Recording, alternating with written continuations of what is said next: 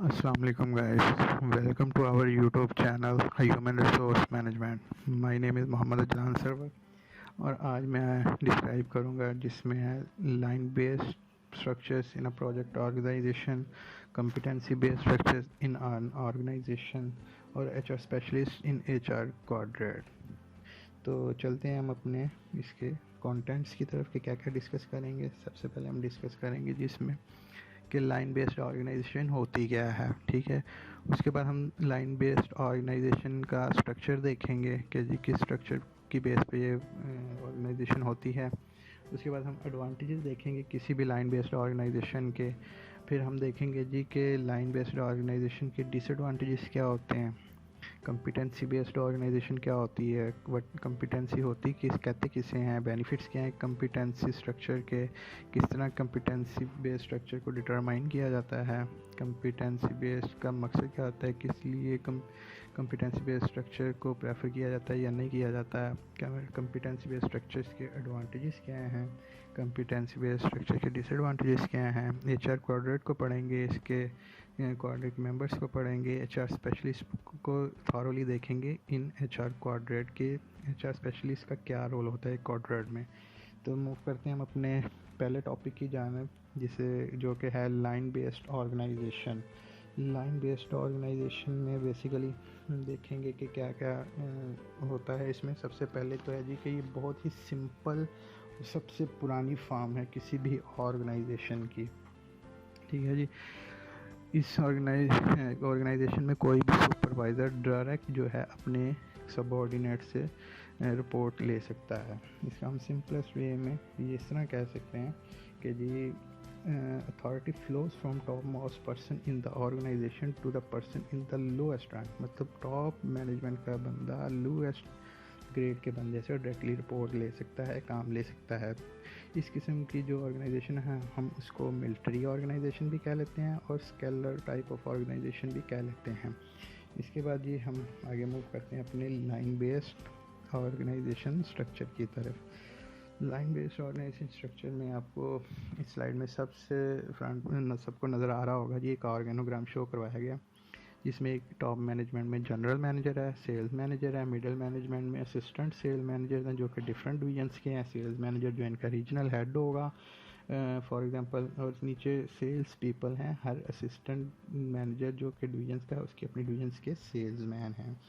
तो ये इसका एक सिंपल सा ऑर्गेनोग्राम। अगर ऑर्गेनोग्राम में आप देखें तो ये जो सेल्स पीपल हैं, मेरा कर्सर अगर आप देख पा रहे हैं तो देखें जी sales people directly general manager को भी रिपोर्टेबल है। असिस्टेंट सेल्स मैनेजर को तो वो है ही है, वो तो उसकी जॉब में है ही है, लेकिन वो डायरेक्ट GM को भी और डायरेक्ट सेल्स मैनेजर को भी रिपोर्ट कर रहा है, जो कि ये मेरा कर्सर आपको शो करवा रहा है। तो ये हर पूरी हायरार्की में हर बंदे को रिपोर्ट कर सकता है। ये था जी लाइन बेस्ड ऑर्गेनाइजेशन का स्ट्रक्चर ऑर्गेनोग्राम इस स्क्रीन पे। तो आगे हम मूव करते हैं अपने नेक्स्ट टॉपिक की तरफ जो कि एडवांटेजेस हैं किसी भी लाइन बेस्ड ऑर्गेनाइजेशन के। सबसे पहले जी ये सिंपल है, वर्किंग इसकी बहुत सिंपल होती है, किसी किस्म की कोई भी कम्प्लेक्सिटी इसमें नहीं होती। नंबर 2 ये मोस्ट इकोनॉमिकल और इफ़ेक्टिव स्ट्रक्चर होता है जिसमें किसी किस्म के डिसीजन बहुत क्विकली लिए जा सकते हैं, कोऑर्डिनेशन बड़ी स्मूथ होती है, ठीक है जी। इसके बाद ये जो यूनिटी को प्रमोट करता है, ये वाला जो स्ट्रक्चर है, लोग यूनाइट एक यूनिट बन के काम करते हैं।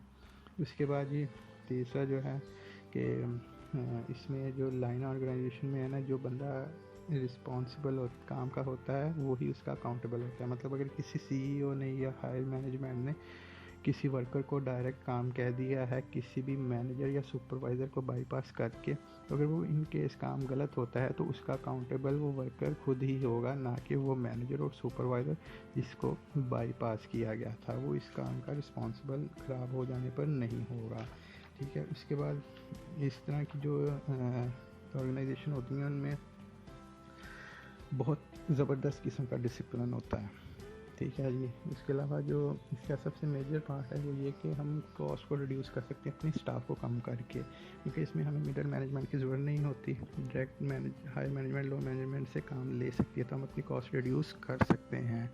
तो आगे हम मूव करते हैं अपने डिसएडवांटेजेस की तरफ। इसके डिसएडवांटेजेस ये हैं जी कि सबसे पहले किस तरह की ऑर्गेनाइजेशन में ना जो मैनेजर होता है ना उसके पास कोई सेकंड ओपिनियन लेने के लिए कोई मैनेजर या कोई एक्सपर्ट ओपिनियन दूसरी नहीं होती। अगर वो कोई डिसीजन नहीं ले पा रहा तो उसके पास कोई एक्सपर्ट ओपिनियन अवेलेबल नहीं होती। ठीक है जी। इसके बाद जो हमारे पास सेकंड है वो ये है जी कि ये जो ऑर्गेनाइजेशन होती है ना ये बेसिकली ऑटोक्रेटिक होती है। ऑटोक्रेटिक का क्या मतलब है, एक ही बंदा डिसीजन ले सकता है, वो किसी की मतलब ओपिनियन नहीं लेता वो डिसीजन करते वक्त, और उसको डिसीजन लेते वक्त जो वो काम ज़रूरी समझता है वो वही काम करता है, कोई एक्सपर्ट ओपिनियन नहीं लेता जी। इसके बाद ये बड़ी इनफ्लेक्सिबल और रिजिड ऑर्गेनाइजेशन होती है जिसमें किसी भी किस्म की चेंजिंग जो है वो पॉसिबल नहीं होती। ठीक है जी। अगला इसका ये कि काम करने के लिए इसमें कोई डिवीज़न नहीं होती, मैनेजर का जिसको चाहे दिल करे वो काम दे सकता है। ठीक है जी। इसमें सेकंड लास्ट ये है कि जी कोई भी बंदा, इसमें डिपेंडेंसी ज़्यादा होती है वर्कर से, कोई भी बंदा जब भी चाहे अपना काम रोक सकता है, ब्लैकमेल कर सकता है। सबसे जो मेजर इशू इसमें मुझे ये लगा वो ये है कि इसमें फेवरेटिज़म बहुत ज़्यादा होती है। फेवरेटिज़म की वजह से ऑर्गेनाइजेशन डिस्टर्ब होती हैं। तो हम अपने अगले टॉपिक की तरफ मूव करते हैं। अगला है जी हमारा competency based. Competency based organisation क्या होती है इसको हम देखेंगे, इसका स्ट्रक्चर देखेंगे, इसके बाकी पैरामीटर्स देखेंगे। सबसे पहले हम डिफ़ाइन करेंगे जी ये कम्पिटेंसी होती क्या है। कम्पिटेंसी जो होती है वो किसी भी स्किल्स, जॉब एटीट्यूड और नॉलेज का कम्बिनेशन होता है जो कि मेजरेबल होता है, ऑब्जर्वेबल होता है, एवेल्युएट कर सकते हो हम, उसको हम कम्पिटेंसी कहते हैं। कम्पिटेंसी किसी भी सक्सेसफुल परफॉर्मेंस का जो है डिटरमाइनिंग फैक्टर होता है। ठीक है जी। The focus of competency is behaviour which is an application of skill, job attitude and knowledge. ठीक है जी। डेफिनेशन इसकी और है जी, practical definition of competency that is easy to understand has been defined by Boyatis. It states that competencies are those underlying characteristics of employees, motive, trait, skill, aspects of one's social image, social role, or a body of knowledge which can result in effective, superior performance in a job or a role.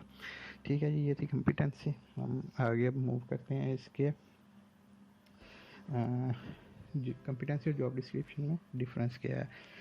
लेकिन job description में देखा जाता है जी कि हमने working करनी क्या है, जबकि कंपिटेंसी जो होती है उसमें देखा जाता है कि ये काम को करना कैसे है। ठीक है जी।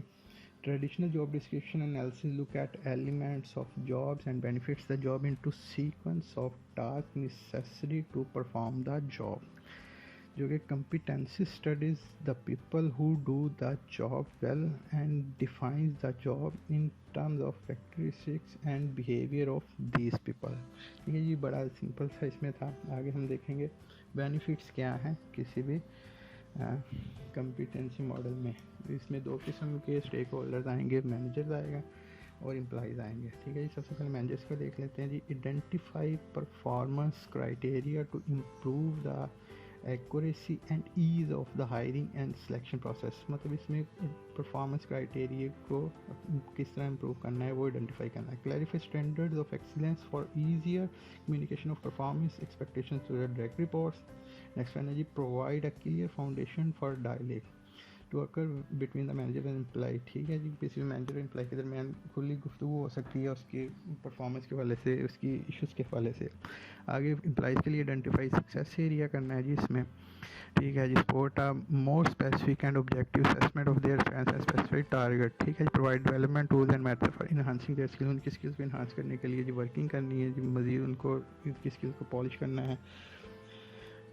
आगे हमारे पास है जी determining the internal competency based structure. ठीक है जी। कम्पिटेंसी बेस्ड स्ट्रक्चर होता क्या है बेसिकली। अब आपको यार शो कर रहे होंगे जी इसका क्या फ्लो होता है। सबसे पहले तो जी इंटरनल अलाइनमेंट्स हैं। ठीक है जी। इंटरनल अलाइनमेंट्स क्या है कि एक प्रॉपर चैनल के थ्रू वर्क होता है, एक प्रॉपर बंदा जो रिस्पॉन्सिबल है उसके थ्रू वर्किंग होती है, किसी को किसी किस्म के कोई बाईपास नहीं किया जाता, हर बंदे को उसकी वर्क का पता होता है। ठीक है। उसके बाद कोर कम्पिटेंसीज में ये है कि बंदा कम्पिटेंट हो, कम्पिटेंसी सेट्स हैं कि मतलब ये बंदा ये ना कि वो अपने काम में स्किलफुल हो लेकिन उसको कम्युनिकेट ना कर पाए। इसमें सेट्स कंप्लीट होने चाहिए कम्पिटेंसी के। उसके बाद है जी बिहेवियर डिस्क्रिप्टर्स, ना ये ना कि वो बंदा काम अच्छा कर रहा हो लेकिन हो बदतमीज़। तो ये इसका बिहेवियर, ये चारों चीज़ें जो मिलती हैं, इनका कम्बिनेशन मिलता है तो ये कम्पिटेंसी बेस्ड स्ट्रक्चर बनता है। तो ये इसका फ्लो था जी कम्पिटेंसी बेस्ड का। बाकी इसके बेसिक कुछ डिसीजन होते हैं, ठीक है। तो उसके बाद हम देखते हैं जी कि इसका पर्पस क्या है, बेसिक पर्पस क्या है इस स्ट्रक्चर का। बेसिक पर्पस स्ट्रक्चर का ये है कि ये वर्क फ्लो को सपोर्ट करता है, मतलब किसी किस्म का कोई ब्रेक डाउन नहीं आता, एक स्मूथली काम चलता है, हर बंदा अपनी वर्किंग करके कंप्लीट, तो उसमें कोई किसी किस्म की कोई दिक्कत नहीं होती, अपनी फ्लो में वर्क चलता है मतलब। तो दूसरा जी फेवर टू एम्प्लॉइज़ है। फेवर टू एम्प्लॉइज़ में ये है जी कि किसी किस्म की कोई फेवरेटिज्म नहीं होती, कोई फ्रेंडशिप कोई रिलेशन बेस्ड काम नहीं होता। हर बंदे की इंक्रीमेंट उसकी परफॉर्मेंस के हवाले से लगती है, प्रमोशन उसके परफॉर्मेंस के हवाले से होती है, किसी किस्म की फेवरेटिज्म नहीं है, ठीक है जी। Direct behaviour towards organisation objective, हर बंदा अपने ऑर्गेनाइजेशन के लिए काम करता है, किसी को खुश करने के लिए काम नहीं करता, ठीक है जी। इसके बाद हमारे पास इसके एडवांटेजेस, ठीक है जी। एडवांटेजेस हमारे पास इसके जी हाई प्रोडक्टिविटी है, हाई क्वालिटी वर्क है, लोअर कॉस्ट है, लोअर स्टाफिंग लेवल है, लोअर एब्सेंटिज्म है, अप्रूव्ड रिलेशन है। बड़े सिंपल से इसके क्लियर कट से एडवांटेजेस हैं, कोई इसमें मतलब कम्प्लेक्सिटी नहीं है, ठीक है जी। उसके बाद हमारे पास इसके डिसएडवांटेजेस तो इतने ज़्यादा नहीं है क्योंकि बड़ा स्मूथ सिस्टम है। इसमें जो मेजर है वो यही है कि अपने बंदों को ट्रेन करने के लिए इन्वेस्टमेंट की फर्स्ट ऑफ ऑल कंपिटेंट बनाने की ज़रूरत ज़्यादा होती है, इनकी पे ज़रा एवरेज से ज़्यादा होती है। आगे हम देख लेते हैं जी HR क्वाड्रेंट को। HR क्वाड्रेंट में क्या क्या होता है वो देखते हैं जी हम। बेसिकली HR क्वाड्रेंट अब आपके सामने शो भी हो रहा होगा, ठीक है। इसमें 4 किस्म के लोग होते हैं जो मिल के, टीम प्लेयर्स भी इनको कहते हैं, मेंबर्स भी कहते हैं। तो इसमें HR स्पेशलिस्ट है, लाइन मैनेजर्स हैं, प्रोजेक्ट मैनेजर्स हैं और प्रोजेक्ट वर्कर हैं, ठीक है। ये चारों मिल के HR को सपोर्ट करते हैं। हालांकि लाइन मैनेजर और प्रोजेक्ट मैनेजर खुद भी HR की स्किल्स रखते हैं, लेकिन HR स्पेशलिस्ट इनको एक एडिशनल होता है। तो ये 4 चीज़ें मिल के HR क्वाड्रेंट बनाती हैं।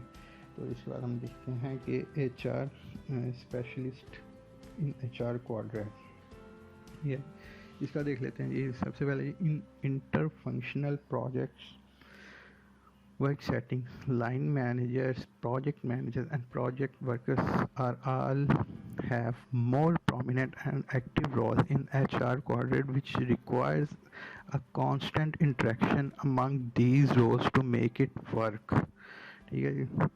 Second is the HR specialist role then becomes more important for providing specialist competencies when needed, ठीक है जी।